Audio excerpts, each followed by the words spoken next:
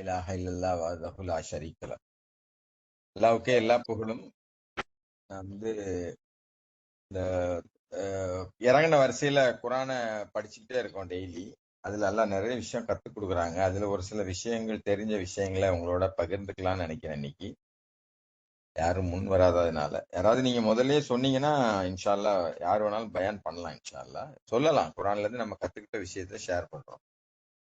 நான் வந்து இன்னைக்கு அந்த சூரா 96 அல் அலக்ல அந்த புரிஞ்ச விஷயத்த, எழுதி வச்ச விஷயத்த, நான் போன வாரம் சொன்னேன், எழுதுங்க. அந்த எழுதுவையும் இந்த மக்கள், அதாவது பேனாவும் இந்த மக்கள் பேனாவின் மூலம் சாதனத்துக்கு கற்றுக் கொடுத்தேன்னு எல்லாம் சொல்றாங்க.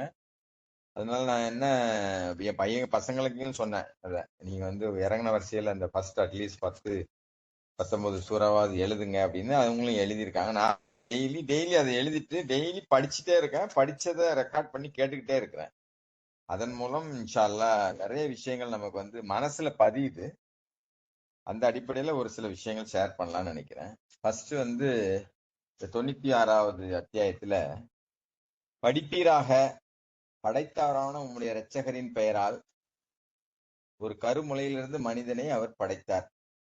இது பத்தி இன்ஷா அல்லாஹ் நம்ம பார்க்கலாம். இது பத்தி நிறைய நம்ம உள்ள போகும்போது, படிப்பீராக அப்படின்னா போன வாரமே அந்த வெள்ளிக்கிழமை படிக்கும்போது, இல்ல அதுக்கு முன்னாடியும் நான் சொன்னேன், அந்த படிப்பீராக ரீட் இக்ர அப்படிங்கிற அந்த விஷயத்துக்கு வந்து நிறைய பொருள் அல்ல, அத மற்ற வசனங்கள்ல இருந்து நம்ம எடுக்க முடியுது. கவனத்துடன் ஆராய சொல்லி 4:82 சொல்லுது. 7வது அத்தியாயத்தின் 3வது வசனத்துல அவங்க கவனத்தோட இருப்பாங்க, அறிவில் சிறந்தவர்கள் அதனுடைய உண்மையான அர்த்தத்தை அறிஞ்சுக்கிடுவாங்க அப்படின்னு சொல்லுது. 3வது அத்தியாயத்தின் 7வது வசனத்துல எல்லாம் நிறைய விஷயங்களை இதுல கத்து தராங்க. கத்துக்கிறத ஈஸியாக்கி வச்சிருக்கேன்னு சொல்றாங்க. கவனத்துடன் நீங்கள் செவியேற்கவும், அதாவது நம்மளே படிக்கும்போது நம்ம செவியேற்கிறோம். நம்ம ரெக்கார்ட் பண்ணிட்டு அதை கேட்கும் போது அல்லாஹ் நம்மள அதாவது செவியேற்பது அல்லாஹ் ஒரு ஒரு கட்டளையா சொல்றாங்க. தனியா ஒரு கட்டளையா சொல்றாங்க. குரான் எடுத்து கூறப்படும் போது அவங்க கருத்துன்றி செவியேற்கவும் கவனத்தில் எடுத்துக்கொள்ளவும் வேண்டும், நீங்கள் கருணை அடையும் பொருட்டு. அப்போ குரான் எடுத்து கூறப்படும் போது யாராவது ஒருத்தர் எடுத்து சொல்லுவாங்க. அப்போ நம்ம வந்து அதை யாராவது படிப்பாங்க, வாசிப்பாங்க. அப்ப நம்ம அதை கருத்தோட, இப்ப அம்மான்ல சொன்னார் இல்லையா, திக்ர் பண்ணும்போது வந்து ஒரு நம்ம கான்சன்ட்ரேஷனோட கருத்தூன்றி அதை வந்து நம்ம சேர்ந்து செய்யும் போதுதான் அது உள்ளத்துல இருந்து வருது. அப்பதான் உண்மையான மகிழ்ச்சியை நம்ம அடைய முடியுது. அதன் மூலம் உடல்ல ஒரு மாற்றம், மனசுல ஒரு மாற்றம் நமக்கு ஏற்படுது. அதே மாதிரி குரானும் ஒரு திக்ரு தான். குரானை படிக்கிறதும் ஒரு திக்ரு தான், நினைவு தான், அல்லாவோட நினைவு கூறுறதுதான். அதனால 7:24 நம்பிக்கையை வலுப்படுத்தும் அப்படின்னு 8வது அத்தியாயத்தின் 2வது வசனம் சொல்லுது. ஆய்வு செஞ்சு பாருங்க, பரிசீலித்து பாருங்க, புரிந்து கொள்ளுங்கள்னு 10வது அத்தியாயத்தின் 39வது வசனம் சொல்லுது. நீங்க கவனத்துல எடுக்கணும் அப்படின்னு சொல்லி 17:41 இதை ஓதுங்க அப்படின்னு, அதிகாலையில ஓதுங்கன்னு சொல்லி 17:78 சொல்லுது. இப்படி நிறைய விஷயங்கள் இருக்கிறது. பொதுவா நம்ம படிப்பீராக, இல்ல நம்ம வந்து இந்த விஷயத்த நம்ம சின்ன பிள்ளைங்களுக்கு சொல்லியிருக்கோம். பையன்கிட்ட சொல்றேன், நீ வந்து எழுதுறா அப்படின்னு அவர் எழுதிட்டு டெய்லி அதை வந்து ஒரு வாட்டி, ஏன்னா அது படிக்க இந்த ஃபர்ஸ்ட் இறங்கின சின்ன சின்ன வசனங்கள் தானே, அது திருப்பி திருப்பி படிக்கும்போது அவங்களுக்கு இன்ட்ரெஸ்ட் ஆகுது. திருப்பி திருப்பி அதுல நிறைய, அதாவது சின்ன சின்ன உபதேசங்கள் எல்லாம் சொல்றாங்க. இப்ப முதல்ல உள்ள அந்த படிப்பீராக உம்முடைய இரட்சகரின் பெயரால் ஒரு கருமுளையிலிருந்து மனுஷனை படைச்சார் அப்படின்னு சொல்றாரு இல்லையா.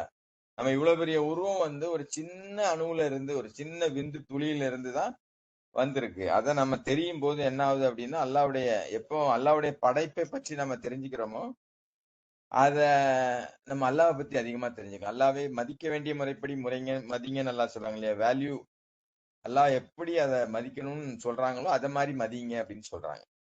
அப்ப அதை வந்து புரிஞ்சாதான் நமக்கு அது மாதிரி மதிப்பு கொடுக்க முடியும். சும்மா அல்லான்னு வாயில சொல்றதுனால உண்மையில நம்ம அல்லாவை நம்பிட்டோம் அப்படிங்கிறது இல்லை. அல்லாவுடைய தன்மை, அவர் எவ்வளவு பெரிய வடிவமைப்புக்கரா இருக்கிறாரு, படைப்பாளரா இருக்காரு, எப்படி வடிவமைச்சிருக்கிறாரு, அதெல்லாம் நம்ம படிக்கும்போது தெரிஞ்சிடும். இப்ப உள்ள காலகட்டத்துல நம்ம ஒவ்வொருத்தரும் மாணவர்களா தான் இருக்கோம். நமக்கு ஆசிரியரா அல்லாஹ் தான் இருக்காரு. அதுதான் 55வது அத்தியாயத்துல அர் ரஹ்மான் அல்லமல் குரான்னு சொல்றாரு. அல்லாஹ் தான் ஆசிரியர். நம்ம சாவுற வரைக்கும் கற்றுக்கொள்ளக்கூடிய மனநிலையிலேயே இருந்தா மட்டுமே தான் நம்மள அல்லாஹ் தொடர்ந்து சரணடைந்த நிலையிலேயே மரணிக்க வைப்பார்.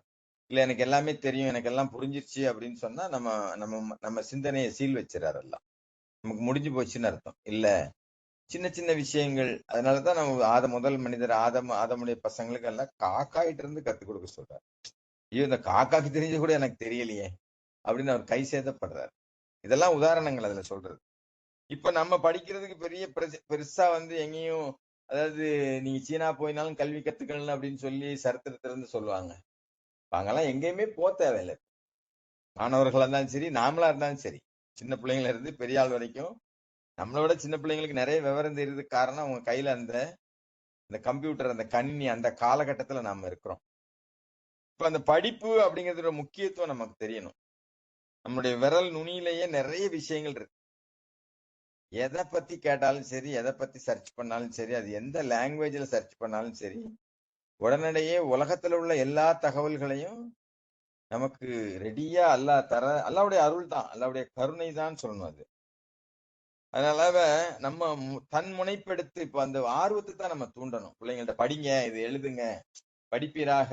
அல்லாஹ் சொல்ற கருமுலையில இருந்து படைச்சேன்னு சொல்றாரு. ஒரு மனுஷனுடைய, அதாவது ஒரு மனுஷன் எப்படிலாம் எல்லாம் படைச்சிருக்க, ஒரு மனுஷன் உடம்புல எத்தனை பாகங்கள் இருக்கு. சும்மா ஒரு உதாரணத்தை சொல்லி, இது ஒரு சின்ன எல்கேஜி பிள்ளைக்கு சொல்லி கொடுப்போம். இது ஹெட்டு, இது பாடி, இது போன்ஸ், இது ஸ்கின் அப்படின்னு சொல்லி சின்ன பிள்ளைக்கு சொல்லி கொடுக்கணும்னு வைங்க. அந்த தலைக்குள்ள என்னெல்லாம் இருக்கு? மூளை இருக்கு, கண்கள் இருக்கு, காதுகள் இருக்கு, மூக்கு இருக்கு, வாய் இருக்கு. இதுல ஏதாவது ஒவ்வொன்றுக்கும் ஒரு வேலை இருக்கு. இப்ப மூளை அது ஒரு பொசிஷன், தண்ணியில மிதந்துட்டு இருக்கு. கண்கள் ரத்த ஓட்டமே கிடையாது, அதுக்குள்ள ஒரு ரேகை இருக்கு. ஒரு ரேகை மாதிரி இன்னொரு மனுஷனுக்கு ரேகையே கிடையாது. கை விரல் ரேகை மாதிரி கண்கள்ல ஒரு ரேகை இருக்கு. துபாய் எல்லாம் போயிட்டு வந்தவங்களுக்கு தெரியும். முந்தெல்லாம் கை விரல் ரேகை எடுப்பாங்க, இப்ப கண் ரேகையை தான் எடுக்காங்க. அங்க அதை வச்சு கண்டுபிடிச்சிருவாங்க ஆளை, இது இந்த ஆள் தானா அப்படின்னு. காது சவுண்ட் எப்படி நமக்கு கேக்குது? சிலருக்கு காது கேட்க மாட்டேங்குது, நம்மளே மாதிரிதான் இருக்கிறாங்க. மூக்கு, சிலருக்கு ஸ்மெல்லே தெரியல. சிலர் இல்ல, ஸ்மெல்ல வச்சே ஒரு ஒரு ஒரு பதார்த்தத்துல, ஒரு பண்டத்துல, இல்லாட்ட ஒரு சமையல்ல என்னென்ன எல்லாம் சேர்த்திருக்காங்கிறதெல்லாம் சொல்லக்கூடிய அளவுக்கு மக்கள் இருக்காங்க. வாயில நாக்கு இருக்கு, அந்த நாக்குல லேசா வச்சு பார்த்தாலே தெரியுது, இப்ப கூட இருக்கு, குறைய இருக்கு, இதுல என்ன போட்டிருக்கு அப்படிங்கறத உணர்ற சக்தி எல்லாம் கொடுத்திருக்கிறாங்க. இதெல்லாம் எப்படி வேலை செய்யுது அப்படிங்கறத நம்ம கொஞ்சமாவது புரிஞ்சுக்கிட்டா, இல்ல கொஞ்சமாவது இப்படி எல்லாம் இருக்குன்னு தெரிஞ்சுக்கிட்டா, அப்ப அல்லாவுக்கு நம்ம எல்லாம் சொல்றாங்களா, உங்களுடைய கரங்களாலே உங்களை அழிச்சுக்கிறீங்க. பல்லு இருக்கு, இந்த பல்லு எப்படிலாம், பல்லுக்கும் உடம்புல உள்ள உறுப்புகளுக்கும் என்ன சம்பந்தம் இருக்கு? இதெல்லாம் தெரியணும் வேண்டாம்? நம்ம எதோ நினைக்கிறோம், பல்லு கட்டிட்டோம், புரியுதா, பல்லு விழுந்துருச்சு அப்படின்னு சொல்லி. அதை சரியா பராமரிக்கல. நம்ம பராமரிக்கணும், பிள்ளைங்களுக்கு பராமரிக்க சொல்லி கொடுக்கணும். ஏன்னா ஒரு மனுஷன் உயிரோடு இருக்கக்கூடிய வரைக்கும் இந்த உடல்ல உள்ள பாகங்கள்லாம் சீரா இயங்குற மாதிரி தான் அல்லாஹ் படைச்சிருக்கிறாங்க. நம்ம தான் அதை சீர்கெடுத்துடுறோம். நம்ம தான் அதை நம்ம புரிஞ்சுக்கணும். நல்லதெல்லாம் அல்லாஹ்வின் புறத்துல இருந்து வருது. இந்த உடம்புல உள்ள பாடியில உள்ள எல்லா பார்ட்ஸுமே இதெல்லாம் ஒரு படிப்பினை தானே. எல்லாம் படிக்க, ஒரு கருமுனையில இருந்து நான் மனுஷனை படைச்ச, ஒரு பெரிய ஆலமரம் இருக்கட்டும், பெரிய மரமா இருக்கட்டும், அந்த மரம் ஒரு சின்ன விதையில இருந்தா, அந்த விதைக்குள்ளதான் எல்லாமே இருக்குது. அது எப்படின்னு இப்ப நம்ம படிச்சா மட்டுமே தான், தெரிஞ்சுக்கிட்டா மட்டுமே தான், புரிஞ்சுக்கிட்டா மட்டுமே தான் அந்த படைச்சவரை பத்தி நம்ம புரிஞ்சுக்கிட்டோம்னு அர்த்தம். எப்ப படைப்பை நம்ம புரியலையோ, படைச்சவரே நம்ம புரியல. அப்போ அல்லாஹ் முதல்ல நம்மளை பத்தி நம்ம புரியணும்னு தான் இந்த ஃபர்ஸ்ட் வசனமே சொல்லுது. படைத்தவரான உங்களுடைய ரட்சகர், அவருடைய அதாவது பெயரால்னா அவருடைய தன்மையை தான் சொல்லுது. கருமுனை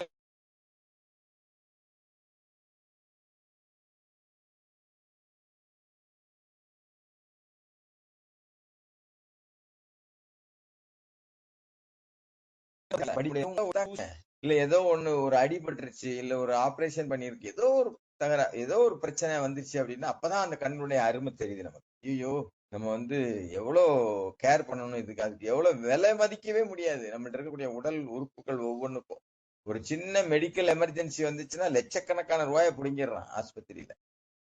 அதனால அல்லாஹ் எப்படி நம்மளை இதை படைச்சிருக்காங்கிறத படிக்க வேண்டிய கட்டாயத்துல நம்ம இருக்கோம் அப்படின்னு அந்த முதல் வசனத்துல இருந்து, அந்த 2 வசனத்துல இருந்து அதை பத்தி தான் நம்ம அதை பத்தி தான் இன்ஷா அல்லாஹ் நம்ம தெரிஞ்சுக்கலாம். அப்ப இதை கத்துக்கிறது முன்ன மாதிரி இல்லாம நம்ம விரல் நுனியில நம்ம கையிலேயே இருக்கு. அதை நம்ம முனைப்போட செயல்படும் போது என்னெல்லாம் இருக்குது அப்படின்னா, அதாவது சுய ஆய்வு என்பது நமக்கு ஒரு விருப்பமா மாறி வந்துருச்சுன்னு வைங்க. அது நமக்கா இருந்தாலும் சரி, நம்ம பிள்ளைங்களுக்கா இருந்தாலும் சரி, புது புது விஷயங்களை கற்றுக்கொள்ளணுங்கிற ஆர்வத்தை நம்ம ஏற்படுத்தணும் அப்படின்னா அது வகுப்பறையில தான் போய் கற்றுக்கொள்ளணும்னு அவசியம் இல்லை. வகுப்பறையில படிக்கிறது ஒரு பேசிக்கான படிப்பு தான். மற்றபடி சமூகத்துல, வீட்டுல, புரியுதா, மற்ற மிருகங்கள்ட்ட இருந்து, மற்ற மனிதர்கள்ட்ட இருந்து, இந்த உலகத்தின் படைப்புகள்ல இருந்து நம்ம கத்துக்க வேண்டிய விஷயம் நிறைய இருக்குதுன்னு குரான் நமக்கு சொல்லி காட்டு. அப்போ அந்த மாதிரி கற்றுக்கொள்ளுங்கிற ஆர்வம் நம்மகிட்ட எப்பவுமே இருக்கணும். நம்ம என்ன மனநிலைக்கு வந்துடக்கூடாதுன்னா, எனக்கு தெரியும், எனக்கு இது தெரியும். யாராவது ஒரு வார்த்தை சொன்னா இதைத்தான் சொல்ல போறாரு, இப்ப இதைத்தான் பேசுவாங்க, இவரு இப்படித்தான் அப்படின்னு நம்ம படிச்சு வச்சிருக்கோம். அது அந்த படிப்பை மாத்தணும். ஏன்னா ஒரு நிமிஷம், அதான் அந்த 3வது அத்தியாயத்தின் 8வது வசனத்துல எல்லாம் சொல்ற மாதிரி, நாங்கள் ஒரு முறை நேர்வழி அடைஞ்ச பின்பு எங்க இதயங்களை தடுமாற விட்டுறாதீங்க யா அல்லாஹ் அப்படின்னு பிரார்த்தனை பண்ண சொல்றாரு. அர்த்தம் என்ன? ஒரு முறை படிச்சுட்டோம் அப்படின்னா எனக்கு எல்லாம் தெரியும் அப்படிங்க தடுமாறிட கூடாது. நம்ம கடைசி வரைக்கும் கற்றுக்கொள்ளக்கூடியவர்களாகவும் பணிவுடையவர்களாகவும், பணிவு இருந்தா தான் கற்றுக்கொள்ள முடியும். பணிவு இல்லைன்னா கற்றுக்கொள்ளவே முடியாது. திறந்த மனசு இருக்கணும். அதாவது 3வது அத்தியாயத்தின் 189 வசனத்தை சொல்றாங்க, நன்னெறிங்கிறது கட்டளையை ஆதரிப்பதும் வெளிப்படைத்தன்மையோட இருக்கிறதும் தான். இந்த வெளிப்படைத்தன்மையில தான் வரக்கூடியது திறந்த மனசு. எப்பவுமே திறந்த புத்தகம் மாதிரி நம்ம அல்லாவுக்கு மட்டும்தான் பதில் சொல்லணும், வேற யாருக்கும் பதில் சொல்ல வேண்டியதில்லைங்கிற மனநிலையில இருந்தா மட்டுமே தான் நாம் கற்றுக்கொண்டு நம்மளை மாற்றிக்கொள்ளக்கூடியவர்களாக இருப்போம். நல்லா புரிஞ்சுக்கணும். நீங்க நம்ம ஒரு விஷயம், ஐயோ இது இவங்களுக்கு தெரிஞ்சிடக்கூடாத, இது இவங்களுக்கு தெரிஞ்சா என்ன ஆகும், நம்மளை பத்தி என்ன நினைப்பாங்க, நம்ம குடும்பத்தை பத்தி என்ன நினைப்பாங்க, நம்ம பிள்ளைய பத்தி என்ன நினைப்பாங்க அப்படின்னு நம்ம நினைச்சோம் அப்படின்னாலே நம்ம கத்துக்கலன்னு அர்த்தம். மத்தவங்க நினைச்சு ஏதாவது ஆக போதா? மத்தவங்க நம்மளை பத்தி ஏதாவது எடை போட்டோ இல்ல மார்க் போட்டோ நமக்கு அல்லாட்ட ஏதாவது மாற்றம் நிகழுமா? நிச்சயமா நிகழாது. அல்லாஹ் ஒருத்தட்ட மட்டும்தான் நல்ல மார்க் வாங்கணும். அத நம்ம படிச்சிருந்தோம் அப்படின்னு சொன்னா நம்ம எப்பவுமே கற்றுக்கொள்வதற்கு ஆர்வம் உடையவர்களா இருப்போம். அது இப்ப நம்ம கையிலேயே இருக்கு எல்லாமே. அதை நமக்கும் நம்மளுடைய பிள்ளைகளுக்கும் அது உதவ ரெடியா இருக்கு. கற்றல் அனுபவத்திலிருந்து அதிகமானவற்றை பெற நீங்க, அதாவது சுயமா நம்ம கத்துக்கிறத, எப்பவுமே ஒரு மனுஷன் அவன் புரிஞ்சு ஒரு விஷயத்த கத்துக்கிட்டான்னு வைங்களேன், அதுக்கப்புறம் தவறு பண்ண மாட்டாங்க. நிறைய பேர் கெட்ட பழக்க வழக்கங்கள்ல ஆளாயிடுறாங்க. ஒரு கட்டத்துல அவங்க உணர்ந்துடுறாங்க. நம்ம 1000 சொன்னாலும் அவங்க திருந்த மாட்டாங்க. நம்ம நினைக்கலாம், நீங்க சொல்லுங்க இவர் இந்த தப்பு பண்றாரு, இல்ல இவர் இந்த கெட்ட பழக்கத்துல இருக்கிறாரு அப்படின்னு யாரையும் சொல்லி யாரையும் திருத்த முடியுமானா நிச்சயமே முடியாது. ஆனா சுயமா நான் புரிஞ்சுக்கிட்டேன்னு வைங்க, ஐயோ இதுல தவறு இருக்கு, இது தவறு, இது நம்மள திசை திருப்புது, சைத்தான் பக்கம் கூட்டிட்டு போகுது, இனிமே நான் இதை செய்ய மாட்டேன்னு ஒருத்தர் முடிவு எடுத்துட்டாரு, படிச்சுக்கிட்டாருன்னு வைங்க, புரிஞ்சுக்கிட்டாருன்னு வைங்க, அதுக்கப்புறம் அவர் அந்த தவறு பண்ண மாட்டார். அந்த மாதிரி நிறைய விஷயங்களை நம்ம மாத்தி இருக்கோம். இன்னும் மாத்துவதற்கு நம்ம ரெடியாவும் இருக்கிறோம். அதுதான் கல்வியின் அடையாளம், கற்றுக்கொள்வதனுடைய அடையாளம். காலு சமியானா சொன்னா, கேட்டோம் கட்டுப்பட்டோம் அப்படிங்கிற அடிப்படையில நம்ம மாறணும் அப்படின்னா நம்ம முதல்ல கேட்கணும் இல்லையா? அல்லாஹ் சொல்றதை நம்ம கேட்கணும். மத்தவங்க குரானை மத்தவங்க சொல்லும் போது அதை நம்ம காது கொடுத்து கேட்கணும். இப்ப நான் சொல்றது கேக்குதா எல்லாத்துக்கும்? நான் பார்த்து பேசிட்டே இருக்கேன். கேக்குது கேக்குது கேக்குது பாய். ஓகே, இன்ஷா அல்லாஹ். அப்போ இந்த இதுல ஓகே, அல்ஹம்துலில்லாஹ். அப்போ கற்றுக்கொள்ளக்கூடிய மாணவர்களாக நாமளே கத்துக்கிடும் போது, நாமளே புரிஞ்சுக்கும் போது அது நினைவுல இருக்கும். யாராவது ஒருத்தட்ட இது அப்படி செய்யலாமா, அது இப்படி செய்யலாமான்னா அப்படின்னா நம்ம அவரு கத்துக்கிட்ட விஷயத்த அவர் சொல்லுவார் நமக்கு. அது நமக்கு சில நேரம் பொருந்தலாம், சில நேரம் பொருந்தாம கூட இருக்கலாம். அது வேதம் கிடையாது. அல்லாஹ் சொல்லி தர்றது மட்டும்தான் நமக்கு அல்லாஹ்வினுடைய வேதம். மற்றது எல்லாமே இப்ப நான் இங்க பேசிட்டு இருக்கிறது கூட என்னுடைய ஒப்பீனியன், என்னுடைய கருத்து, நான் கத்துக்கிட்ட விஷயத்த உங்கள்ட்ட ஷேர் பண்ணிட்டு இருக்கேன். அது மேபி நான் சொல்ல விஷயம் ஒரு சில முன்ன பின்ன கூட இருக்கலாம், தவறா கூட இருக்கலாம். அதை சரி பார்க்க வேண்டிய பொறுப்பு நம்ம ஒவ்வொருத்தையும் இருக்கு. அதைத்தான் சொல்றாங்க, எந்த செய்தியாக இருந்தாலும் நீங்களே உங்களுக்காக சரி பார்த்து கொள்ளாமல் ஏற்றுக்கொள்ள வேண்டாம். உங்களுக்கு செவி கொள்ளனே இந்த கூகுள்ல போட்டிருக்கு, அவர்கிட்ட கேட்டா இப்படிதான் சொன்னாரு, இவர்கிட்ட கேட்டா இப்படிதான் சொன்னாரு, அதனால நான் அப்படி செஞ்சேன்னு சொன்னா அல்லாஹ் உனக்கு கண்ணு, அந்த வசனத்திலேயே சொல்றாரு, உனக்கு கண்ணு, மூளை, சிந்திக்கக்கூடிய தன்மை இதெல்லாம் கொடுத்துருக்கல, அதுக்கு நீ பொறுப்பு தானே, யுவர் ரெஸ்பான்சிபிலிட்டி ஃபார் தட் அப்படின்னு சொல்றாரு. You shawl not accept any information unless you verify it for your self அப்படின்னு சொல்ற. நமக்காக நாமளே செக் பண்ணணும். அதனால நம்ம கடைசி வரைக்கும் கற்றுக்கொள்ளக்கூடியவர்களாக அல்லாஹ் நம்மளை படைச்சிருக்காருங்கிறத முதல்ல நம்ம படிச்சுக்கணும். அதுதான் அப்ப கடைசி வரைக்கும் ஏன்னா எந்த நேரம் வேணாலும் சாத்தான் குறுக்குல வருவான். அதுவும் அல்லாஹ் மட்டும் சொன்னோம் அப்படின்னா நமக்கு முன்னாடி வருவான். நம்ம அப்படி அதாவது அல்லாஹ் சொன்ன வசனத்தை படிக்க, அல்லாஹ் சொன்ன வேதத்தை படிக்க விட கற்றுக்கொள்ள விட மாட்டான். நம்மள அதை விட என்ன சொல்லுவாரு, வேற ஏதாவது திசை திருப்பதான் பார்த்துக்கிட்டே இருப்பான். அதனால முக்கியத்துவத்தை தெரிஞ்சுக்கணும். கற்றல் ஒரு அனுபவம். கற்றுக்கொள்வதுங்கிறது ஒரு மொழியை கத்துக்கிறதாலும் சரி. இப்ப அல்லாஹ் சொல்றாரு, நான் அரபி மொழி, நம்ம சின்ன பிள்ளைலாம் என்ன மதரசாக்கு போவோம், அரபியை கத்துருப்போம், அரபி வாசிக்க தெரியும். ஆனா இப்ப நம்ம அதை எல்லாம் திருப்பி திருப்பி சொல்றாங்க, நான் தெளிவான அரபி மொழியில இருக்கிறேன். அது ரொம்ப சிம்பிளான மொழி, அது கத்துக்கிடும் போதுதான் புரியுது. அல்ஹம்துலில்லாஹ் அதை நம்ம எழுதி பார்த்தோம்னு வைங்க, ரஷாது கூட ரெண்டு மணி நேரம் வீடியோ ஒன்று போடுறாரு. அதுல அழகா படிக்க சொல்லி கொடுக்குறாரு. ஒண்ணுமே தெரியாதவங்களுக்கே சொல்லி கொடுக்குறாரு. இப்ப நம்ம வீட்டுல நிறைய பேர் அரபி தெரிஞ்சவங்க இருப்பாங்க. ஒரு மொழி தெரியறதுங்கிறது மூளைக்கு இன்னொரு எக்ஸ்ட்ரா அதாவது ரொம்ப ஈஸி. எந்த மொழியா இருந்தாலும் சரிதான். சிலர் வியாபார நிமித்தமா என்ன பண்றாங்க, ஜெர்மனி படிக்கிறாங்க, ஜப்பான் படிக்கிறாங்க, நிறைய வேற வேற லாங்குவேஜ் படிக்கிறாங்க, சைனீஸ் படிக்கிறாங்க. ஏன்னா அந்த ஊர்ல போய் வேலை பார்க்கணும் அப்படிங்கிறதுக்காக. ஆனா நமக்கு ஒரு பெரிய வேலை காத்துட்டு இருக்கு, ஒரு பெரிய பதவி காத்துட்டு இருக்கு. அதுக்காக நம்ம எது வேணாலும் படிக்கலாம். அங்க அப்ஜெக்ஷனே இல்லை. இது ஒரு யுனிவர்சல் லாங்குவேஜ். எப்படி ஆங்கிலம் ஒரு அது மாதிரி அரபிக்குங்கிறது ஒரு உலகம் சரணடைந்தவர்கள் ஒண்ணு கூடும்போது நீங்க சேர்ந்து ஜும்மா தொழுறீங்கன்னு வைங்க, புரியணும்ல.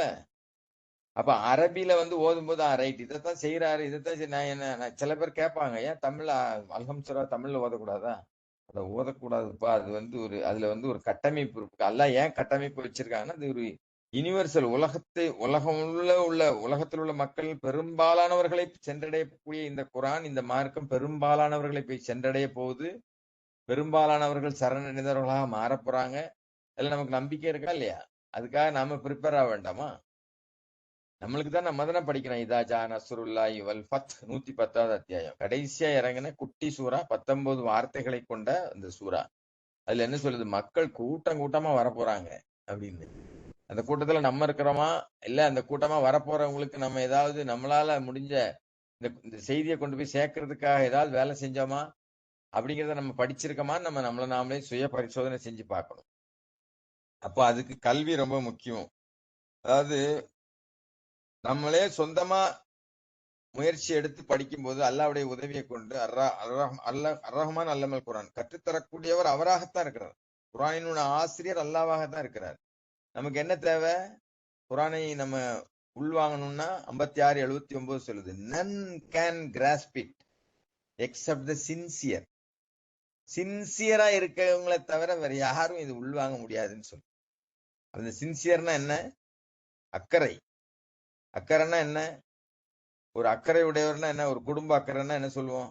குடும்பத்துல எல்லாருக்கும் தேவையான விஷயங்கள் அவங்க அவங்க நல்லபடியா நம்ம வச்சிருக்கிறோமா, அவங்களுக்கு தேவையை நம்ம கொடுக்குறோமா, அதுக்காக சம்பாதிக்கிறோமா, சம்பாதிக்கணும்னு நினைக்கிறோமா, அதுக்காக அல்லாஹ்வோட உதவியை கேட்கிறோமா, அதுக்கு பேர் தான் அக்கறையா ஒருத்தர் இருக்கிறதுக்கும் அக்கறை இல்லாம இருக்கிறதுக்கும் நமக்கு நல்லா யாரும் புரிய வைக்க வேண்டியது இல்லை. அப்ப இந்த குரானை கற்றுக்கொள்ள வேண்டும்ங்கிற அக்கறை யார்கிட்ட அக்கறை இருக்கோ அவங்க தான் கற்றுக்கொள்வார்கள். அப்ப அதுக்கு என்ன செய்யணும்? தினசரி படிக்கணும் அப்படின்னு குரான் சொல்லி தருது. குரான்ல இருந்து நம்ம கத்துக்கிறோம். தினசரி குரானை படிக்க சொல்லி குரான் 73:20 சொல்லுது, 17:78 சொல்லுது.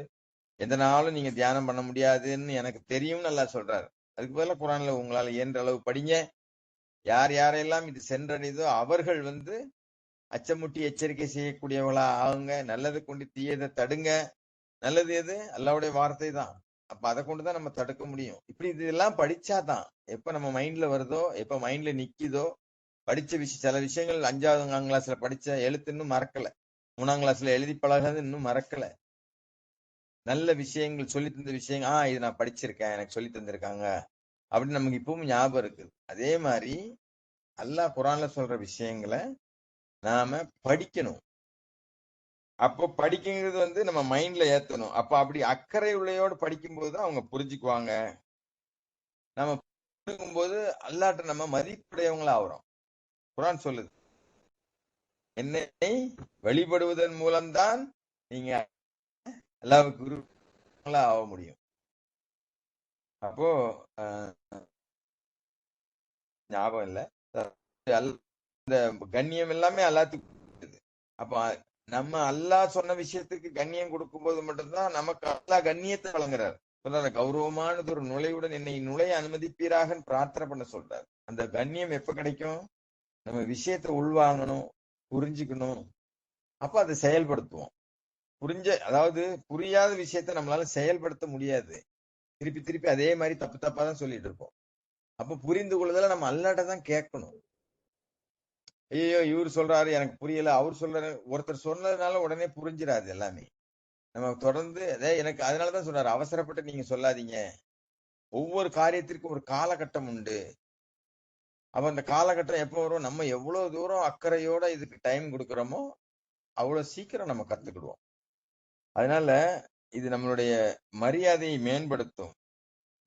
அப்புறம் ஆர்வத்தை தூண்டும். படிப்புங்கிறது வந்து குரான என் பாட்டு கணிப்பாய் சொல்லுவார், வைக்கவே முடியல ஜி, காலையில படிச்சுக்கிட்டே இருக்கேன், அப்படியே என்னால வைக்கவே முடியல, அவ்வளவு இன்ட்ரெஸ்டா இருக்கு. அப்ப அந்த ஆர்வம் பேரை சொல்றேன்னு நீங்க நினைக்க தேவையில்லை, இது ஒவ்வொருத்தருக்கும் நீங்க அனுபவப்பட்டிருப்பீங்க. அதாவது அந்த ஆர்வத்தோட நம்ம படிக்கும்போது அடுத்து என்ன அடுத்து என்ன அடுத்து என்ன, காலித் பாய் பயான் பண்ணும்போது சொன்னேன், நான் நன்றி அறிதலை பார்த்து தேடினேன், எங்கேயோ கூட்டிட்டு போகுது, என்ன இன்ட்ரெஸ்டிங்கா இருக்கு அப்படின்னு சொல்றாரு. அப்ப எப்படி வரும்? அந்த கற்றுக்கொள்ளணுங்கிற ஆர்வம் இருக்கும்போது தான் இதெல்லாம் நம்ம புரிய முடியும். ஆர்வம் இல்லைன்னா எதுவுமே செய்ய முடியாது.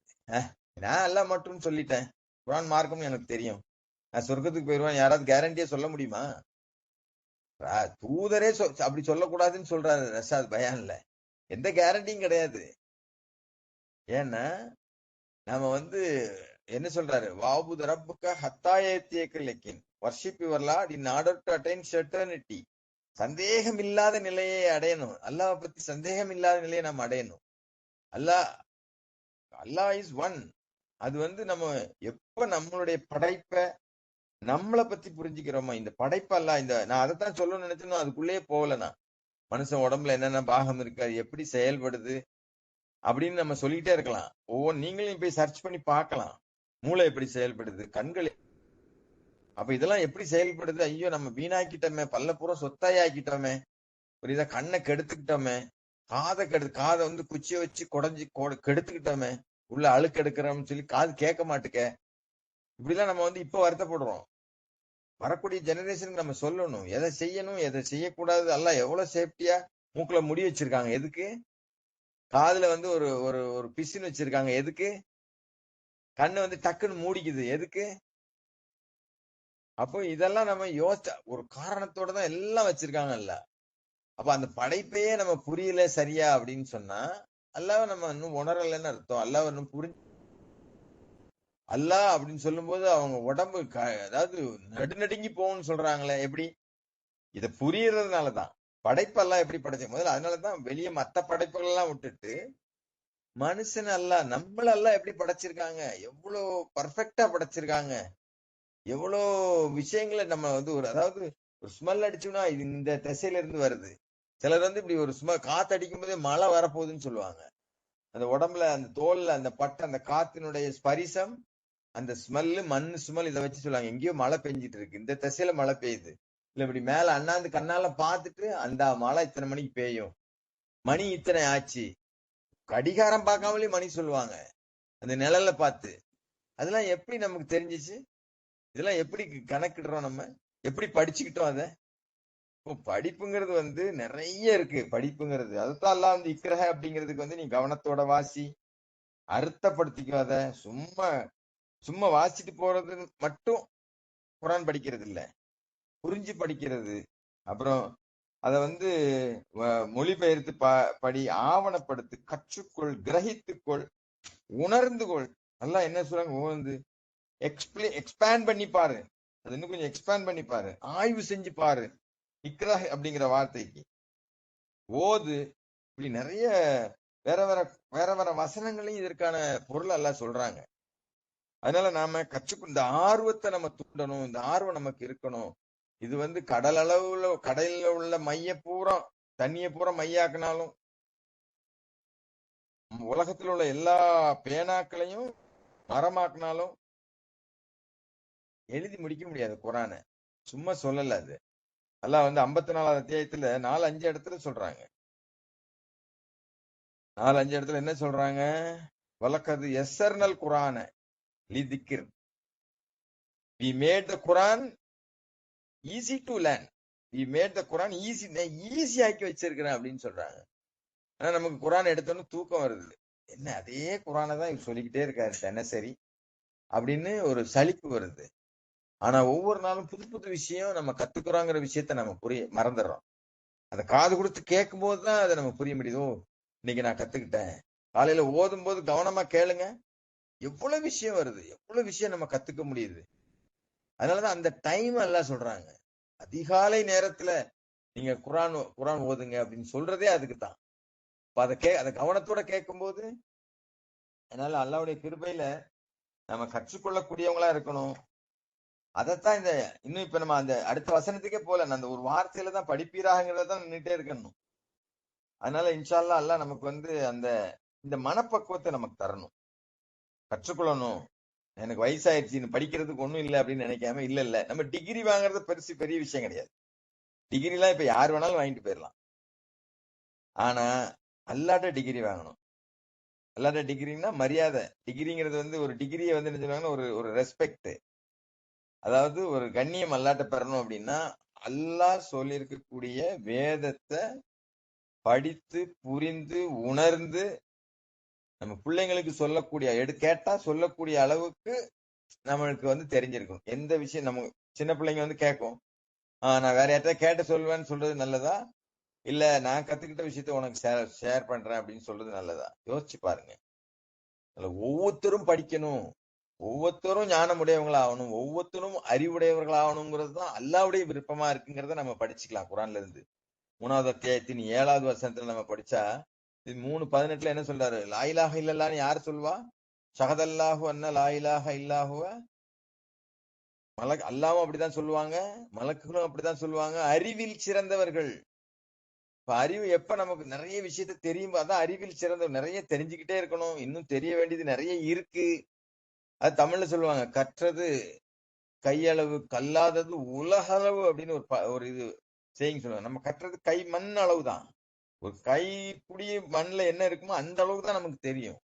இன்னும் கற்றுக்கொள்ள வேண்டியது ஏராளமாக இருக்கு அப்படிங்கிறது அந்த படிப்பியல். இக்ரா அப்படிங்கிற அந்த வார்த்தைக்கு எல்லாம் சொல்லி தரக்கூடிய விஷயங்கள், இன்னும் அது உள்ள போனா நிறைய விஷயங்கள் கொடுக்குறாங்க.